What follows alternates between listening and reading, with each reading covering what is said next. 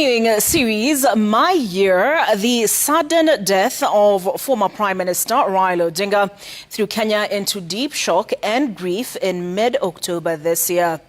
That shock did not spare the Royal Media Services newsrooms as editors and reporters scrambled to cover a sad and the most consequential story of the year. Citizen TV's Stephen Leto was deployed to India to report on the death and repatriation of Raila's body. He recollects all of it now on Raila, the Sudden End.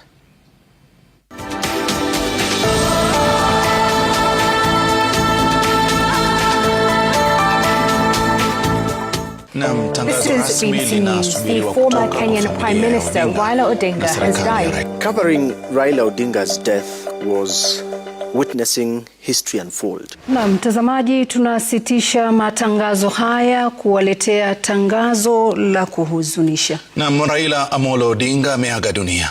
Na habari tunazozipokea kutoka India zinadhihirisha kwamba Raila Odinga alifariki mapema hii leo. From the moment we received the news that Raila Odinga had died following his undergoing treatment in India, the next thing I knew was personally Stephen Leto. I'll be one of those who will be sent possibly to Kisumu or even to Bondo in Siaya. Luckily, my colleague Sam Gituku was in Kisumu, and so 1.5 hours, he is in Bondo. Now, by sunset, a lot of words had been said about the fallen leader. So he was deployed to Bondo.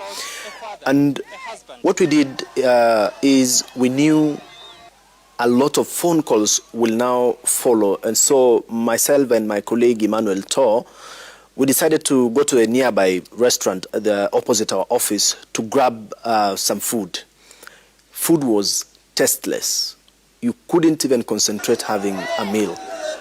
And I knew this was an important step to have a meal because the next deployment we might go without food for the longest time, covering Raila Odinga's death. And by that time, social media was awash. Kenyans are flooding the social media, eulogizing Raila Odinga and, writing all manner of what they remember about the country's former prime minister. And so, boom, Linus Kaikai calling. I knew this call meant something. He only uttered one word. Leto, where is your passport? Grab your passport, go straight to the airport, JKIA. You are flying to India with a government delegation. Quickly, I didn't waste time. I left food on the table. I left Emmanuel Tor with my food there, rushed all the way to JKIA. When we reached JKIA, we met a lot of government officials, delegations led by Prime Cabinet Secretaries Musalia Mudavadi. And so very quickly, our passports were taken, through various screening. Very quickly, we got ourselves into the KQ plane to Mumbai, India. When we got into that plane, the silence was deafening. Everybody looked confused. Hassan Joho, the CS for mining and blue economy, could not even utter a single word. He never spoke to anyone for the entire 6-hour flight to Mumbai, India. Thank you.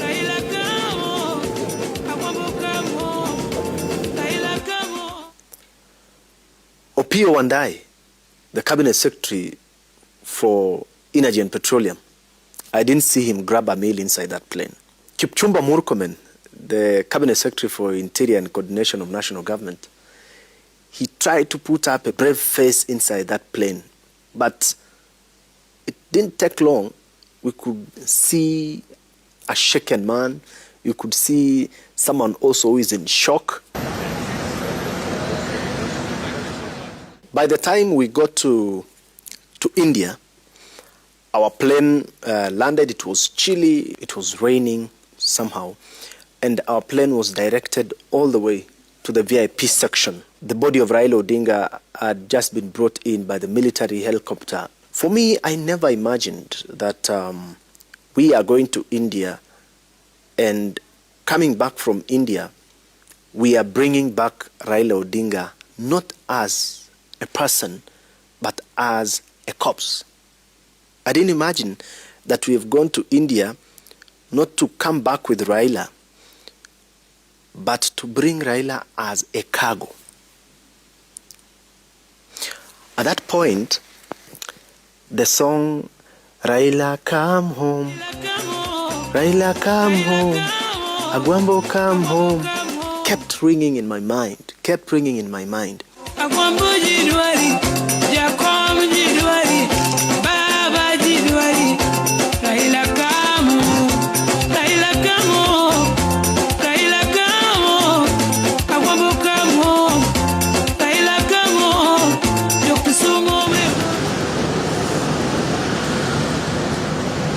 And so back to the VIP section of the Mumbai airport, I see a lorry parked in reverse.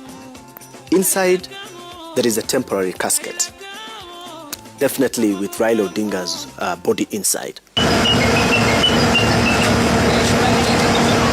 Inside that lorry, side by side, we have India security personnel manning that particular casket. The first person to see was Raila Odinga's long-serving bodyguard, Ogeta.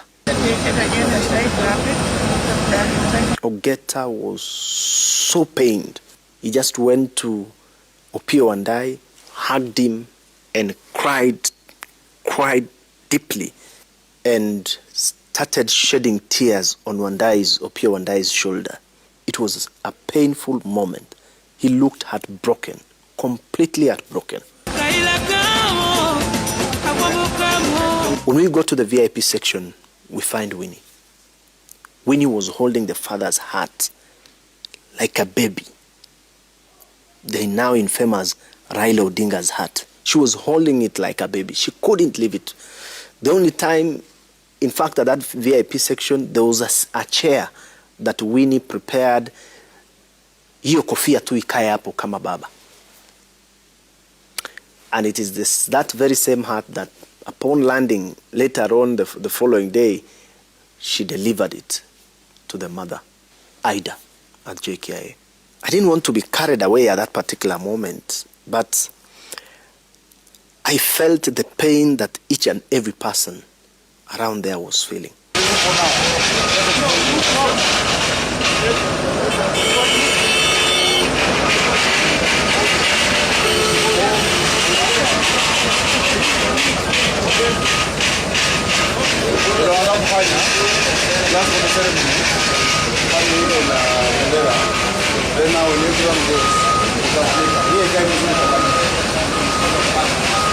And so very quickly, the plane was already on a U-turn to Nairobi. We didn't sleep.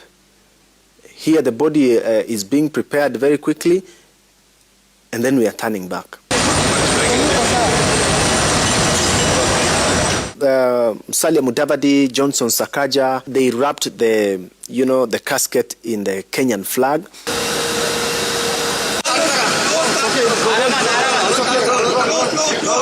And it was loaded into the KQ plane. That was, the engine did not even go off, because we spent about an hour, doing all that and also processing ourselves back to the plane to return to Nairobi. So after the body of Raila Odinga was loaded into the plane, again we went back into the plane, and the journey, another 6-hour journey from Mumbai to Nairobi began. This time round, even worse, because now beneath us is Raila Odinga's body.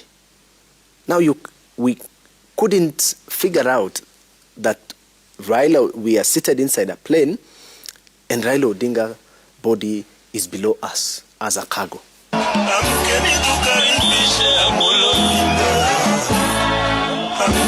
Amolo Odinga shawasili. amkeni